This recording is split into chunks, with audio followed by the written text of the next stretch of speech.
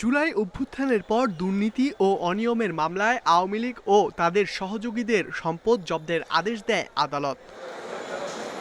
দুদকের আবেদনের প্রেক্ষিতে বৃহস্পতিবার ঢাকা মহানগর দায়রা জজ আদালত সাবেক সেনা কর্মকর্তা মেজর জেনারেল জিয়াউল আহসানের ৩টি ফ্ল্যাট, ৫ বাড়ি ও প্রায় ১০০ বিঘা জমি জব্দ এবং তার ৯ ব্যাংক হিসাবে থাকা প্রায় ১,২৮,০০,০০০ টাকা অবরুদ্ধের নির্দেশ দেয়।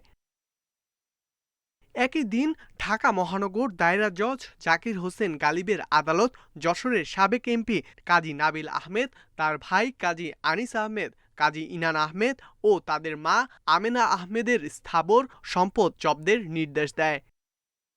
দুর্নীতি ও ক্ষমতাকে কাজে লাগিয়ে বিপুল সম্পদের মালিক হওয়া পলাতক সাবেক ডিবি প্রধান হারুনুর রশিদের অন্যতম সহযোগী জাহাঙ্গীর হোসেনের স্থাবর অস্থাবর সম্পদও অবরুদ্ধের আদেশ দেয় আদালত।